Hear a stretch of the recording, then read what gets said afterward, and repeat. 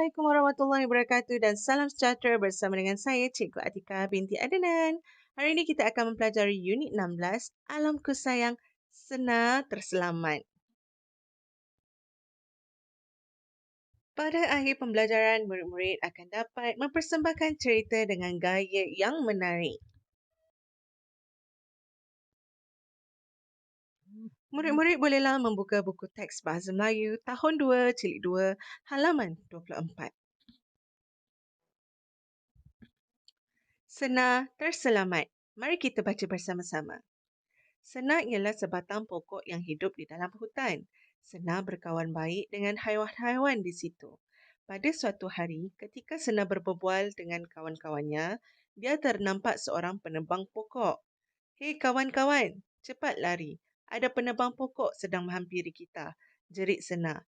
"Tidak, kami tidak akan membiarkan kamu dalam bahaya. Senar, selama ini kamulah tempat kami berteduh, mendapat makanan dan menghirup udara segar," kata kawan haiwan di dalam hutan itu. Ketika si penebang bersiap sedia untuk menebang Senar, dia terdengar ngauman singa. Dia ketakutan dan berlari untuk menyelamatkan diri.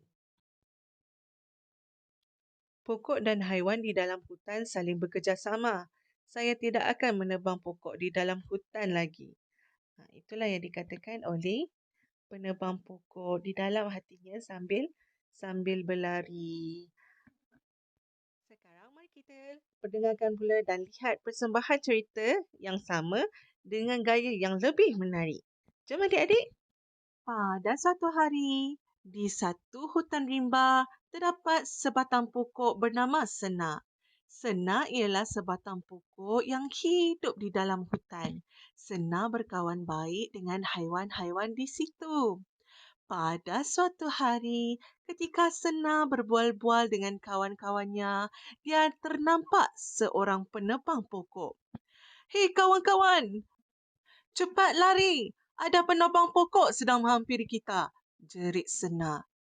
"Tidak, kami tidak akan membiarkan kamu dalam bahaya, Senar.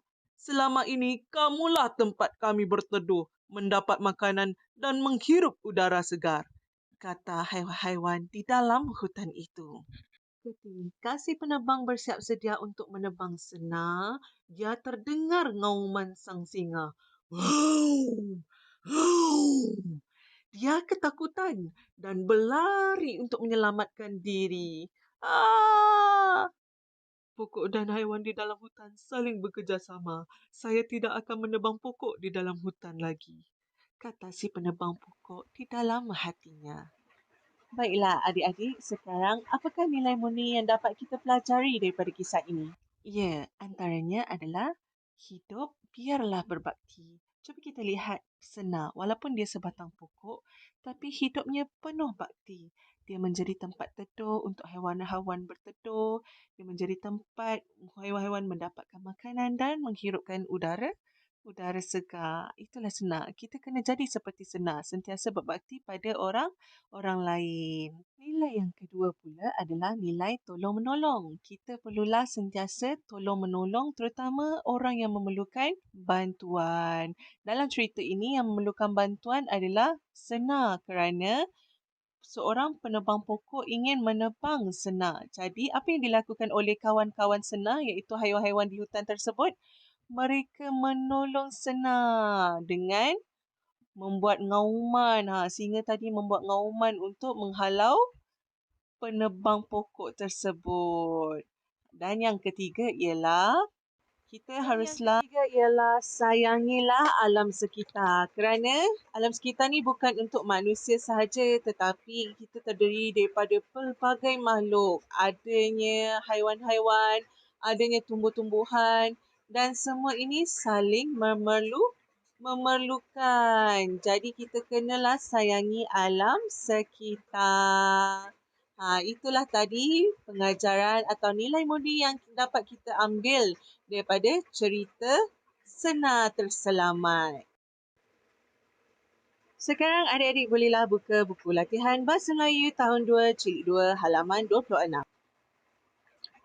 Berdasarkan cerita Samangga yang berjasa, adik-adik perlulah merakamkan audio atau video persembahan cerita adik-adik yang menarik. Kemudian, hantarkan tugasan adik-adik tersebut kepada guru. Berdasarkan rakaman audio dan video yang dihantarkan oleh adik-adik, guru-guru akan membuat penilaian. Berdasarkan penilaian tersebut, adik-adik bolehlah isi borang penilaian yang terdapat di dalam buku. Sekian sahaja tugasan hari ini. Assalamualaikum. Jangan lupa subscribe.